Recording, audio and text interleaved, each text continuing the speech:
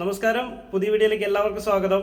നമ്മളൊരു machinist trade പഠിച്ച ആളാണോ അതോ മെക്കാനിക്കൽ ബാക്ക്ഗ്രൗണ്ട് ഉള്ള ആളാണോ? നമ്മൾ തീർച്ചയായും അറിഞ്ഞിരിക്കേണ്ട ഇൻസ്ട്രുമെന്റ്സുകളിൽ ഒന്നാണ് മെഷറിംഗ് ഇൻസ്ട്രുമെന്റ്സ്. അതിൽ മെയിനായിട്ട് നമ്മൾ അറിഞ്ഞിരിക്കേണ്ട 2-3 ഇൻസ്ട്രുമെന്റ്സുകളാണ് ഉള്ളത്. ഇപ്പം ഞാൻ അതിൻ്റെ ബേസിക് ലെവൽ പോലെ പറയുകയാണെങ്കിൽ ആദ്യമായി നമ്മൾ ഉപയോഗിച്ച് പഠിച്ചിരിക്കുന്ന ഒരു സ്കെയിൽ വെച്ച് എങ്ങനെ മെഷർമെൻറ്റ്സ് എടുക്കാം എന്നുള്ളതാണ്.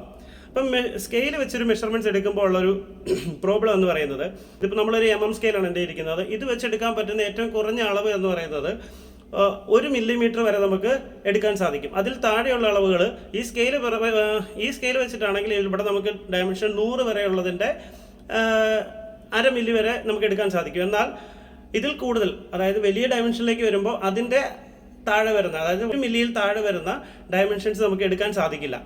അപ്പോൾ അങ്ങനെയുള്ള സാഹചര്യങ്ങളിൽ നമ്മൾ ഉപയോഗിക്കുന്ന ഇൻസ്ട്രുമെൻസുകളിൽ ഒന്നാണ് വെർനിയറും മൈക്രോമീറ്ററും. വെർനിയർ നമ്മൾ ഓൾറെഡി ഒരു വീഡിയോയിൽ ചെയ്തിരുന്നു, നിങ്ങൾ കണ്ടു കാണുമെന്ന് വിചാരിക്കുന്നു. ഇന്ന് നമ്മളിവിടെ നിങ്ങളുമായിട്ട് ഡിസ്കസ് ചെയ്യാൻ പോകുന്നത്, അല്ലെങ്കിൽ അതിൻ്റെ വർക്കിംഗ് പ്രിൻസിപ്പിളും അത് വർക്ക് ചെയ്യുന്നത് എങ്ങനെയാണെന്നോ അതിൻ്റെ മെഷർമെൻറ്റ്സ് എടുക്കുന്നത് എങ്ങനെയാണെന്നോ ഒക്കെ നമ്മൾ നോക്കാൻ പോകുന്നത് മൈക്രോമീറ്ററിനെയാണ്. മൈക്രോമീറ്ററിനെ നമുക്ക് പരിചയപ്പെടാം. നമുക്ക് നേരെ വീഡിയോയിലേക്ക് പോകാം.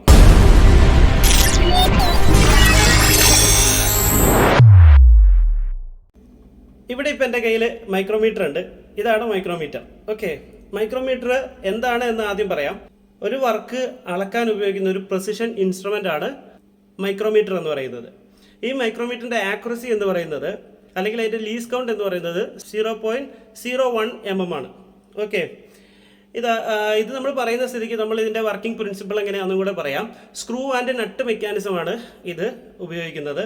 അതിലൂടെയാണ് ഇതിൻ്റെ ഡയമെൻഷൻസ് നമുക്ക് എടുക്കാൻ സാധിക്കുന്നത്. ഓക്കെ, അതുപോലെ തന്നെ ഇത് നമ്മളിലേക്ക് ഇൻട്രൊഡ്യൂസ് ചെയ്ത അല്ലെങ്കിൽ ഇത് കണ്ടുപിടിച്ച ആളെ പറ്റി നമ്മൾ പറയണം. വില്യം ഗാസ്കോയിൻ എന്ന് പറയുന്ന ഒരു ഇംഗ്ലീഷ് ആസ്ട്രോണറാണ് മൈക്രോമീറ്റർ കണ്ടുപിടിച്ചത്. അദ്ദേഹം ഈ മൈക്രോമീറ്റർ കണ്ടുപിടിച്ചത് എന്തിനാണെന്ന് വെച്ച് കഴിഞ്ഞാൽ, അദ്ദേഹത്തിൻ്റെ ടെലിസ്കോപ്പിൻ്റെ ആംഗുലാർ ഡിസ്റ്റൻസ് അളക്കുന്നതിന് വേണ്ടിയാണ് ഈ മൈക്രോമീറ്റർ കണ്ടുപിടിച്ചത്. ഓക്കെ, അപ്പോൾ നമുക്ക് ഈ മൈക്രോമീറ്ററുകളെ ഒരു 3 തരംതിരിക്കാം. മൈക്രോമീറ്റർ 3 ടൈപ്പാണ് വരിക. ഔട്ട്സൈഡ് മൈക്രോമീറ്റർ, ഇൻസൈഡ് മൈക്രോമീറ്റർ, അതുപോലെ തന്നെ ഡെപ്ത് മൈക്രോമീറ്റർ. ഇപ്പം നമ്മളിന്ന് ഡിസ്കസ് ചെയ്യാൻ പോകുന്നത് ഔട്ട്സൈഡ് മൈക്രോമീറ്റർ ആണ്. ഇപ്പം എൻ്റെ കയ്യിൽ ഒരു മൈക്രോമീറ്റർ ഇരിക്കുന്ന നിങ്ങൾക്ക് കാണാൻ സാധിക്കും. ഇവിടെ മൈക്രോമീറ്റർ ഞാൻ എടുത്തിരിക്കുന്ന 50-75 മൈക്രോമീറ്റർ ആണ്. ഇതിൻ്റെ റേഞ്ച് എന്ന് പറയുന്നത് നമുക്ക് 0 മുതൽ നമുക്ക് സ്റ്റാർട്ട് ചെയ്യാൻ പറ്റും. 0 to 25. എൻ്റെ കയ്യിൽ ഇപ്പോൾ 2 മൈക്രോമീറ്റർ ഉള്ളത്. ഇത് 0 to 25ഉം ഇത് 50 to 75 ആണ്. അതായത് ഇതിൽ 50 മുതൽ 75 ഡയമീറ്റർ വരെയുള്ള വർക്കുകൾ അളക്കാൻ സാധിക്കും. മറ്റേതെന്ന് പറയുന്നത് ചെറുത് 0 മുതൽ 25 mm ഡയമീറ്റർ ഉള്ള വർക്കുകൾ വരെ അളക്കാനായിട്ട് സാധിക്കും. ഓക്കെ, മൈക്രോമീറ്ററിൻ്റെ റേഞ്ച് പലതരമുണ്ട്. മൈക്രോമീറ്ററിൻ്റെ റേഞ്ച് എന്ന് പറയുന്നത് 0 മുതൽ 25 mm ഗ്യാപ്പുകളിലാണ് ഓരോ മൈക്രോമീറ്ററുകളും മെയ്ഡ് ചെയ്തിരിക്കുന്നത്. അതായത് 0 to 25, 25 to 50, 50 to 75, 75 to 100, 100 to 125, 125 to 50. ഏകദേശം ഒരു റേഞ്ച് എന്ന് പറയുന്നത് ജനറൽ ആയിട്ട് വരുന്നത് ഇത്രയും റേഞ്ചാണ് വരിക. ഇനി ഇതിൻ്റെ പാർട്സുകളെ പറ്റി നമുക്കൊന്ന് നോക്കാം. ഓക്കെ, അപ്പോൾ നമ്മുടെ കയ്യിലിരിക്കുന്ന ഈ മൈക്രോമീറ്റർ, ഇതിൻ്റെ പാർട്സ് എന്ന് പറയുന്നത്, മെയിൻ ഭാഗം എന്ന് പറയുന്നത് ഇതിൻ്റെ ഫ്രെയിമാണ്. ഈ കാണുന്ന ഫ്രെയിമാണ് ഇതിൻ്റെ മെയിൻ ഭാഗമായിട്ട് നമ്മൾ പറയാം. ഓക്കെ, ഈ ഫ്രെയിം മെയ്ഡ് ചെയ്തിരിക്കുന്നത് മാലിബിൾ കാസ്റ്റ് അയണിലാണ്. ഓക്കെ, അതുപോലെ തന്നെ ഇതിൽ ഇനി അടുത്ത രണ്ടാമത്തെ പാർട്ട് എന്ന് പറയുന്നത് ഈ കാണുന്ന ബാരലാണ്. ഈ ബാരലിൽ ഇപ്പോൾ 50 മുതൽ 75 ആണ്. ഈ ബാരലിന് ഒരു ഡാറ്റം ലൈൻ ഉണ്ടാവും, നടുക്കൂടെ പാസ് ചെയ്ത് പോകുന്നൊരു ഡാറ്റം ലൈൻ ഉണ്ടാവും. അതിൻ്റെ മുകളിൽ വരുന്ന റീഡിങ് 1 mm ആയിരിക്കും ഓരോ ഡിവിഷൻ എന്ന് പറയുന്നത്. അതുപോലെ തന്നെ ഈ ബാരലിൻ്റെ താഴെ വരുന്ന റീഡിംഗ് എന്ന് പറയുന്നത് 1 mm പകുതി ആയിരിക്കും, അതായത് 0.5 ആയിരിക്കും. അപ്പം ബാരല് കഴിഞ്ഞു. ഇനി നമുക്ക് വരുന്നത് ഈ തിരിക്കുന്ന ഈ ഒരു പോർഷനാണ്. ഇതിന് നമ്മൾ പറയുന്നത് തിമ്പിൾ എന്നാണ്. തിമ്പിൾ എന്ന് പറയുന്നത് നമ്മളുടെ താഴെ വന്നിരിക്കുന്ന ഈ 0.5നെ 50 ഡിവിഷനായിട്ട് ഇവിടെ ഡിവിഷൻ ചെയ്തിരിക്കുകയാണ്. ഓക്കെ, ഇത് വെച്ചിട്ടാണ് നമ്മളിതിൻ്റെ മാക്സിമം ലീസ്റ്റ് കൗണ്ട് നമുക്ക്, അല്ലെങ്കിൽ മാക്സിമം ചെറിയ വാല്യൂ നമുക്ക് എടുക്കാൻ സാധിക്കുന്നത്. ഓക്കെ, ഇതിന് തിമ്പിൾ എന്ന് വിളിക്കുന്നതിൻ്റെ കാര്യം, ഈ തമ്പ് നെയിൽ ഉപയോഗിച്ചിട്ടാണ് നമ്മളിതിനെ റീഡിങ് എടുക്കുന്നത്. അതുകൊണ്ടാണ് നമ്മളിതിനെ തിമ്പിൾ എന്ന് വിളിക്കുന്നത്. ഓക്കെ, ഇനി അടുത്ത പാർട്ട് എന്ന് പറയുന്നത് ഇതിൻ്റെ ഈ കാണുന്ന പോർഷനാണ്. ഈ കാണുന്ന ഭാഗമാണ് സ്പിൻഡിൽ. ഈ സ്പിൻഡിലിന് ഒരു മെഷറിംഗ് ഫേസ് ഉണ്ടാവും. ഈ മെഷറിംഗ് ഫേസ് മെയ്ഡ് ചെയ്തിരിക്കുന്നത് അലോയ് സ്റ്റീലിലായിരിക്കും. ഇതൊരു ഫ്ലാറ്റ് സർഫസ് ആയിരിക്കും, പക്ക ഫ്ലാറ്റ് ആയിരിക്കും. കാരണം ഇതിൻ്റെ ഡയമെൻഷൻസ് നമുക്ക് എടുക്കുമ്പോൾ പെർഫെക്റ്റ് ആയിട്ട് കിട്ടണം. അതുകൊണ്ട് ഇതിൻ്റെ ഫേസ് നല്ല ഫ്ലാറ്റ് ആയിട്ടായിരിക്കും ചെയ്തിരിക്കുക. അതുപോലെ തന്നെ അതിൻ്റെ ഈ ഓപ്പോസിറ്റ് സൈഡിൽ വരുന്നുണ്ട്. ഇതിനെ നമ്മൾ ആൻവിൽ എന്ന് പറയും. ആൻവിൽ ഇതും നമ്മളുടെ സെയിം അലോയി സ്റ്റീൽ വെച്ചിട്ടാണ് മെയ്ഡ് ചെയ്തിരിക്കുന്നത്. എന്തിനാണെന്ന് വെച്ച് കഴിഞ്ഞാൽ നമ്മൾ ഓൾറെഡി പറഞ്ഞ പോലെ തന്നെ മെഷറിങ് പെർഫെക്റ്റ് ആയിട്ട് എടുക്കാനും അവിടെ നമുക്ക് വിയർ അല്ലെങ്കിൽ അവിടെ തേയ്മാനം കുറയ്ക്കാൻ വേണ്ടിയിട്ടാണ് അലോയി സ്റ്റീൽ യൂസ് ചെയ്യുന്നത്. ഇനി ഇതിലേക്ക് വരുമ്പോഴത്തേക്ക് ഇവിടെ അടുത്ത് പറഞ്ഞ പോലെ ഇവിടെ ലോക്കാണ്. അതായത് നമ്മളുടെ ബാരലിൻ്റെ അല്ലെങ്കിൽ ഇതിൻ്റെ ഈ മൂവ്മെൻറ്റ് സ്റ്റോപ്പ് ചെയ്യാൻ വേണ്ടിയിട്ടാണ്. അതായത് നമ്മൾ എടുത്തിരിക്കുന്ന ഡിവിഷൻ പെർഫെക്റ്റ് ആയിട്ട് ഇവിടെ ലോക്ക് ആവാൻ വേണ്ടിയിട്ടാണ്. ഇനി ഈ തിമ്പിള് തിരിച്ചു കഴിഞ്ഞാൽ കറങ്ങില്ല. ഒരു മെഷർമെൻറ്റ് എടുത്തതിന് ശേഷം അത് ലോക്ക് ചെയ്ത് വെക്കുന്ന ഒരു സിസ്റ്റമാണിത്. അതിന് നമ്മൾ ഉപയോഗിക്കുന്നതാണ് ഈ ലോക്കിംഗ് സിസ്റ്റം. ഓക്കെ, ഇനി ഇപ്പുറത്തേക്ക് വരുമ്പോഴത്തേക്കും ലാസ്റ്റ് ഇവിടെ ഒരു സംഭവമുണ്ട്. ഇത് റാച്ചറ്റ് എന്ന് പറയും. റാച്ചറ്റ് സ്റ്റോപ്പ് എന്നാണ് പറയുക. ഇതെന്തിനാണെന്ന് വെച്ചാൽ നമ്മളൊരു ഡയമെൻഷൻ എടുത്തതിന് ശേഷം നമ്മളിപ്പോൾ ഒരു ഡയമെൻഷൻ എടുത്തു, അതിനുശേഷം നമ്മൾ ഓവർ ടൈറ്റ് ചെയ്ത് കഴിഞ്ഞാൽ ഇത് പിന്നെയും തിരിയും. അത് ശരിക്കും പറഞ്ഞാൽ ഒരു പക്കാ ഡയമെൻഷനിലേക്ക് എത്തൂല. അതിന് നമ്മൾ ഒരു ജസ്റ്റ് ടൈറ്റ് ആയതിനു ശേഷം നമ്മൾ ഈ റാച്ചറ്റ് സ്റ്റോപ്പ് ഉപയോഗിച്ചിട്ടായിരിക്കും അത് ടൈറ്റ് ചെയ്യുക.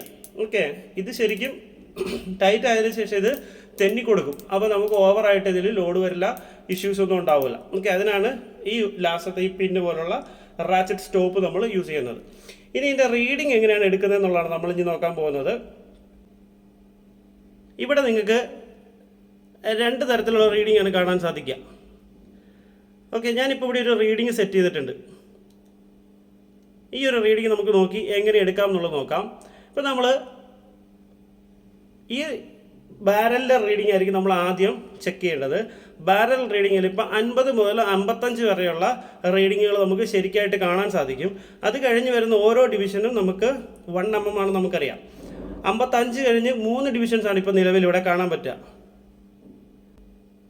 നിങ്ങൾക്ക് 3 ഡിവിഷൻസ് ഇവിടെ കാണാൻ സാധിക്കും. ഓക്കെ, ഈ 3 ഡിവിഷൻ എന്ന് പറയുന്നത് അതായത് നമ്മളുടെ ബാരലിലെ റീഡിംഗ് എന്ന് പറയുന്നത് 55, 56, 57, 58 നമുക്ക് വിസിബിൾ ആയിട്ട് കാണാൻ സാധിക്കും. അതായത് നമ്മളുടെ തിമ്പിൾ വന്ന് ലൊക്കേറ്റ് ചെയ്ത് നിൽക്കുന്ന ഏരിയയിൽ നമുക്ക് കാണാൻ പറ്റുന്ന ലൈൻ എന്ന് പറയുന്നത് മേളത്തെ ലൈൻ മാത്രമാണ് കാണാൻ സാധിക്കുന്നതെങ്കിൽ അത് നമ്മൾ കൺഫേം ആയിട്ടൊക്കെ എടുക്കും.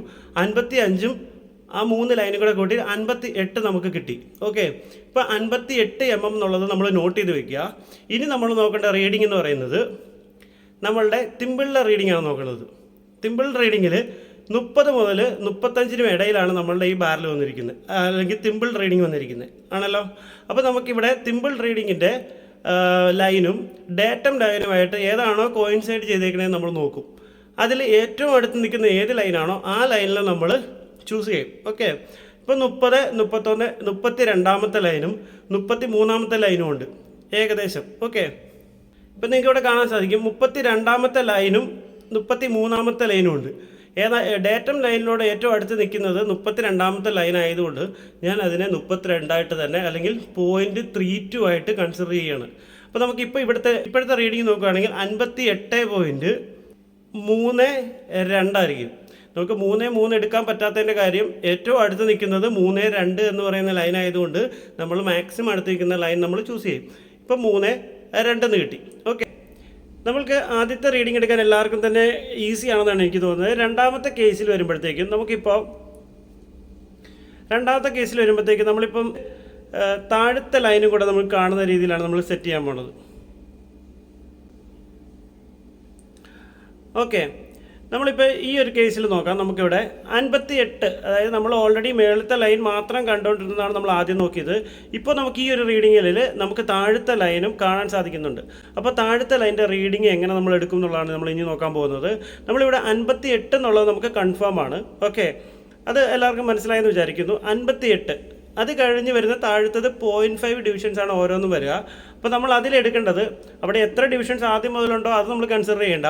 നമുക്ക് അവിടെ താഴെ ഒരു ലൈൻ കാണുന്നുണ്ടെങ്കിൽ അതിനെ 0.5 ആയിട്ട് നമ്മൾ കൺസിഡർ ചെയ്യുക. 58.5 എന്നുള്ളത് ഞാനിപ്പം കൺഫേം ചെയ്തു. ഇനി നമ്മൾ തിമ്പിളിലെ റീഡിംഗ് എടുക്കുക. തിമ്പിൾ റീഡിംഗ് എന്ന് പറയുന്നത് ഇവിടെ ഡേറ്റം ലൈനുമായിട്ട് ബാരലിലെ ഡേറ്റം ലൈനുമായിട്ട് കോയിൻസൈഡ് ചെയ്തിരിക്കുന്ന ലൈനുണ്ട്. അതായത് 40, 41, 42. ഇത് 0.4 ആണ്, 0.42 എന്നാണ് നമ്മൾ പറയുക. ഇപ്പോൾ നമുക്ക് നോർമലി കിട്ടിയിരിക്കുന്നത് 58.5 കിട്ടിയിട്ടുണ്ട്. ആ 0.5ൻ്റെ കൂടെ തിമ്പിളിലെ റീഡിംഗ് കൂടെ നമ്മൾ കൂട്ടണം. ഇപ്പോൾ നമുക്ക് 0.42 കൂടെ കൂട്ടണം. അപ്പോൾ നമ്മൾ ചെയ്യുമ്പം 58.5 പ്ലസ് 0.42 കൂടെ ആഡ് ചെയ്താൽ കിട്ടുന്ന വാല്യൂ ആയിരിക്കും നമുക്ക് ഇതിൻ്റെ റീഡിംഗ് എന്ന് പറയുന്നത്. അപ്പോൾ നമുക്കിവിടെ കിട്ടാൻ പോകുന്നത് 58.5 98.2 ആയിരിക്കും കിട്ടുക. അതായത് 58.5 പ്ലസ് 4.42 കൂടെ നമ്മൾ ആഡ് ചെയ്തു. അപ്പോൾ കിട്ടുന്ന വാല്യൂ 58.92 ആയിരിക്കും കിട്ടുക. ഓക്കെ, അപ്പോൾ നിങ്ങൾക്ക് ഇപ്പോൾ ഈ കാര്യം മനസ്സിലായി എന്ന് വിചാരിക്കുന്നു. ഇനി നമുക്കിത് പഠിക്കാനായിട്ട്, അതായത് നമുക്ക് ഒരിക്കലും നമ്മളുടെ കയ്യിൽ വെർനിയറോ അല്ലെങ്കിൽ മൈക്രോമീറ്ററോ ഒന്നും നമുക്ക് ചിലപ്പോൾ എടുത്ത് ഉപയോഗിച്ച് പഠിക്കാനുള്ളൊരു സാഹചര്യം നമുക്ക് ഉണ്ടായെന്ന് വരില്ല. അപ്പോൾ നമുക്ക് ഇതിനായിട്ട് പ്ലേ സ്റ്റോറിൽ ഒരു ആപ്ലിക്കേഷൻ അവൈലബിൾ ആണ്. ആ ആപ്ലിക്കേഷൻ്റെ ലിങ്ക് ഞാൻ വീഡിയോയിൽ കൊടുത്തേക്കാം, ഡിസ്ക്രിപ്ഷനിൽ കൊടുത്തേക്കാം. ആ വീഡിയോ എടുത്ത് അല്ലെങ്കിൽ ആ ഒരു ആപ്പ് ഡൗൺലോഡ് ചെയ്ത് നിങ്ങൾക്ക് ഈസി ആയിട്ട് ഇതിൻ്റെ മെഷർമെൻറ്റ്സ് എടുക്കുന്നത് എങ്ങനെയാണെന്ന് പഠിക്കാൻ സാധിക്കും. ഓക്കെ, വീഡിയോ നിങ്ങൾക്ക് ഇഷ്ടപ്പെട്ടെന്ന് വിചാരിക്കുന്നു. പുതിയൊരു വീഡിയോ ആയിട്ട് കാണാം. Thank you so much.